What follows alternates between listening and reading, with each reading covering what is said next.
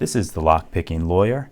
I came home to a rather unusual challenge lock from Tahoe pick today, and it took me some time to get it open. I went through a bit of a journey of discovery, and rather than me just jumping right into this and picking it, I'm going to take you through the process that I went through this evening. Now, I looked at this lock. I saw that we had a nice little Schlage keyway there. I usually pick them with top of the keyway tension with a 50 thousandths pry bar and a standard hook in 25 thousandths. So that's exactly what I did. I dug in and let's see, a little click out of 1. Okay, a few clicks out of 2. Okay, I think we got that. I felt something drop. I think that was 1. Okay, got him set. Okay, 3, counter rotation on him.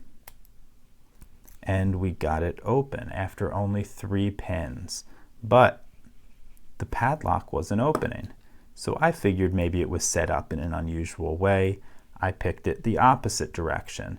Still, the core turned, but it didn't open. At this point, I figured, let's try the key out. Key was not wrapped up. Put the key in and opened perfectly. The only logical explanation I could come up with is that whenever you turn the front of the core, the back of the core wasn't turning. So we had some sort of split core arrangement. And to deal with that, my first thought was to take a long tension wrench like this, stick it in there and try picking. But there was a number of problems with that. The first being that the front of the keyway, once you picked that, it would turn a little bit and block access to the back. Plus the feel, even if I could get the pick back there, I totally lost all feeling. This wasn't working at all. My next idea was this, a little piece of music wire I cut and bent that's thicker than that tension tool that would lock the front and the back of the core together. So that's what I did, and then I used top of the keyway tension again, and I hoped what would happen is I could pick the front half, it would turn a little bit, start turning the back half, and it would be just like picking 2 3-pin locks in a row. And that's just how it turned out. Let's see, let's try to do that again. Nothing on 1. Okay, a couple clicks out of 2, we're in a false set. Counter rotation on 3, I think we got him. Now 1 is dropped down. Okay, I think we have the front half picked. Now it's time to go to the back half. And the back half, let me just say before I dig in, there is very, very little feedback. It's a really mushy feel. It's really tough for me to even tell what's back there. So it's a combination of luck and just punting and pecking that I got this thing open. Let's see, I just got something out of 4. I think that was 5. 6, go back to 4. I think, okay, not really getting anything out of 4. 5 seems set. Losing my tension. There we go. Okay, I think we were about to try 6. Okay, I'm not feeling anything on any of them. I'm wondering if we overset something. Let me release a little bit of tension. Okay, let's try it again.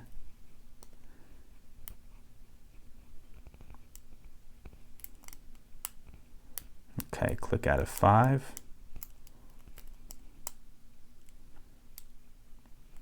Nothing on 6. Okay, nice big click out of 4 just there. Okay, 5 seems to have dropped down. Getting a little counter rotation on him. And I think 6 is fallen now.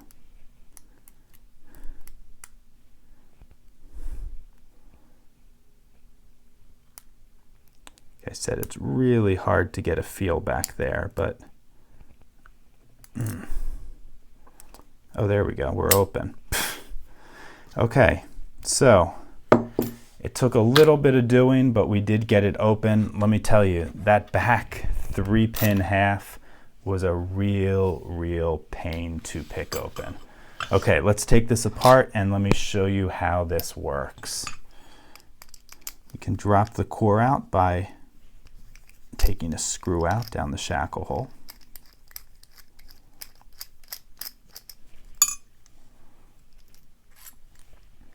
Okay, and here's something really important to show you.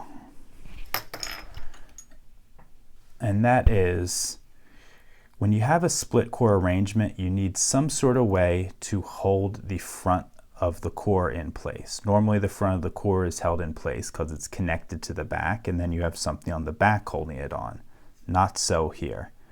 What Tahoe Picked has done is he's put a groove all the way around the front of that lock, and then on this retainer, you can see right up here by my thumb, there's a little piece of wire sticking out. That wire goes into the groove and it holds it in place. Really a pretty clever arrangement. I was impressed with it. Okay, let's get this apart the rest of the way.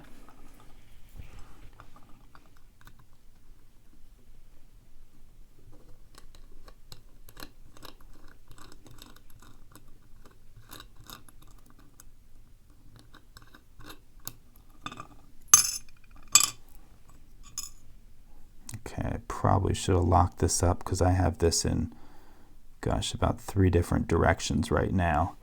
And I guess I can just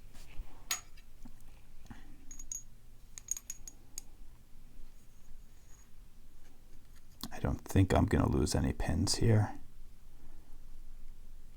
There we go, got it.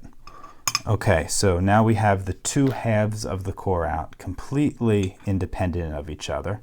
Let's drop the first 3 key pins out. 1, 2, 3, all homemade security pins. Now for the back 3, 4, 5, and 6. Okay, looks like we have 4 homemade serrated key pins and 2 homemade spooled key pins. Okay, let's go for the driver pins now. Okay, we got a spool in 1, a serrated in 2, a spool in 3, a spool in 4, spool in 5, and spool in 6. I'll tell you, I am feeling lucky there wasn't any homemade nastiness in the back half of that core, because it was hard enough with these commercial pins. I don't know how I would have gotten it open if there was a nasty surprise back there. Okay, let's drop these springs out, see if there's any threading in the core. And there is quite a bit of it. Let's zoom in here. Okay, looks like we have threading in slots 1, 2, 3. I think that was 4, 5, 6. I'm sorry. And get that spring out of there. Well, spring won't come out, but there is threading in number 1. Very light, but it's there. Can't tell on 2. I think so. And it's hard to tell on 3. I can't tell. There might be threading in there. Okay, and on the core, well, let's zoom in on all of this. We'll take a look at it right now. Okay, first on the pins. We have a lot of homemade serrated goodness in the pins, in the key pins. 1, 3, 5, and 6 homemade serrated and very well made. Then we have spooled tops on key pins 2 and 4.